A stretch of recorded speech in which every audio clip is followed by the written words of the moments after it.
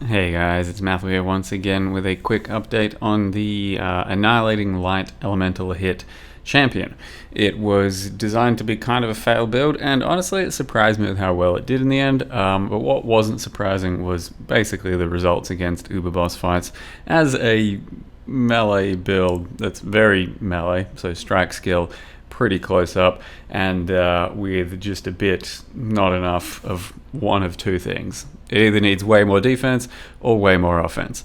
And this one was kind of somewhere in between, and as such, it was pretty good for just about everything in the game except for the Ubers. So the design of the character was such that I was just going to stack a lot of gem levels and plus flat elemental damage from LE hit and then triple damage staff, and it performed pretty well for that purpose.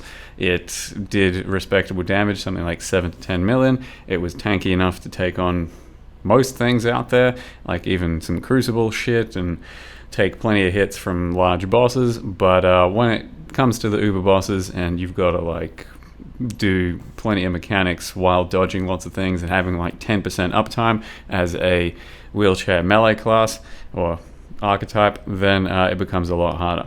So we won't get too down about that. I only really tried Maven as an Uber and almost kind of got it down, and I know there's potential there, but it just takes so much work to make it work, and then I wasn't really willing to bum myself out by trying the others, which I think Shaper could have been doable, Uber Eater may have been doable, but yeah, it would have been an uphill battle.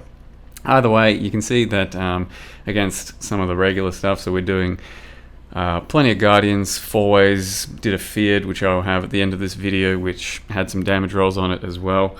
For the most part, yep, you can build pretty well into some defenses, especially as a champion, to take plenty of hits, some decent regen, some good fortify action, and the damage can be respectable. The damage can get really spicy, which is sometimes noticeable when two enemies stack up next to each other, bosses in particular, because that's when we have an additional strat going off, and that's when both of our splashes on both targets kind of overlap.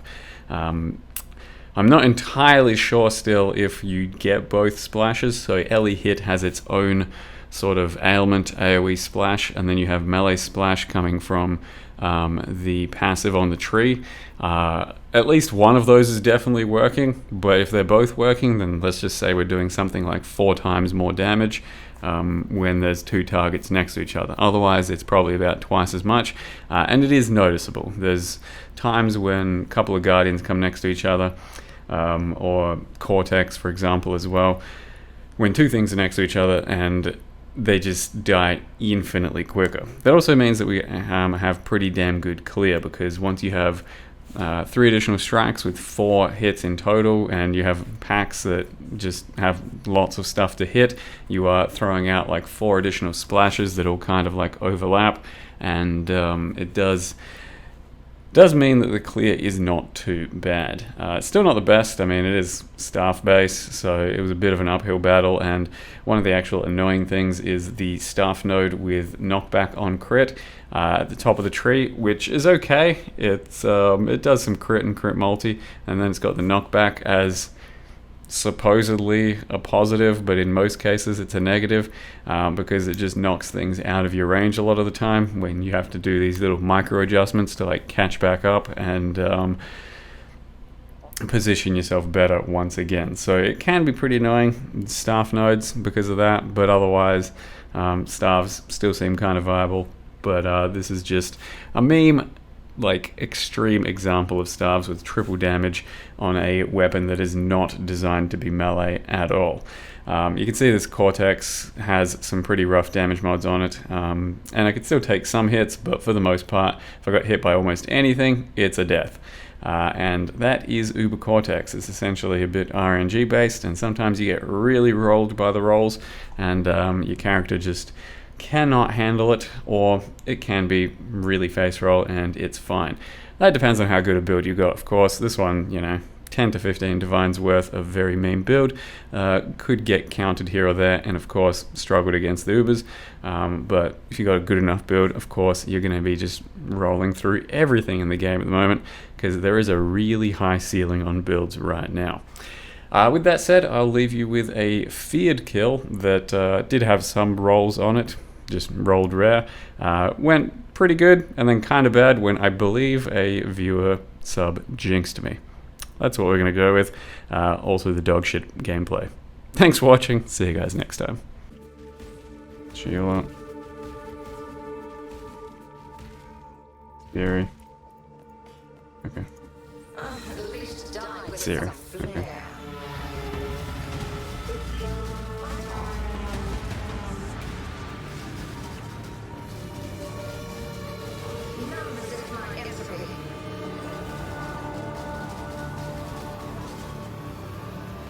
Take this vitality boon.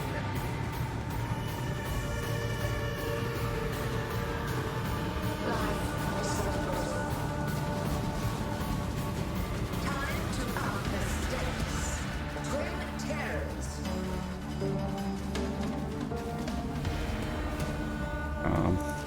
Be healed and fight on.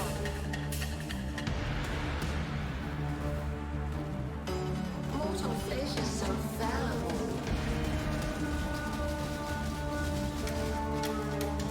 Feel your life drain away.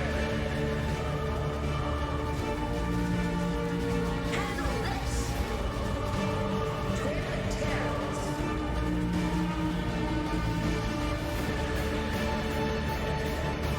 this vitality.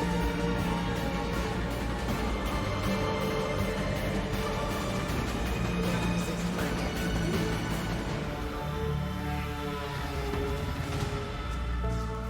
Life is so closer. I agree with Methil. The untouchable Mathil easily makes a joke of the feared with his gigantic builds. Damn it, dude. Fucking ball popped under me and that just degened me way too much.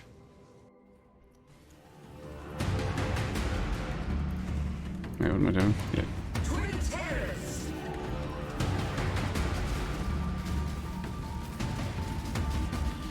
Be healed and fight on.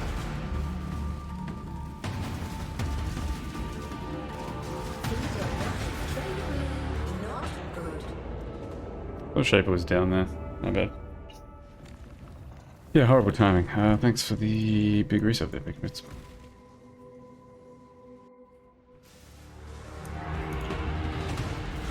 Mortal flesh is so Not gonna lie though, this does not make me want to do the Shaper at all. I think it's gonna be unpleasant as fuck. twin terrors. What's the effort? Full Maven's Writ. Nice little Flasker hole. Waiting.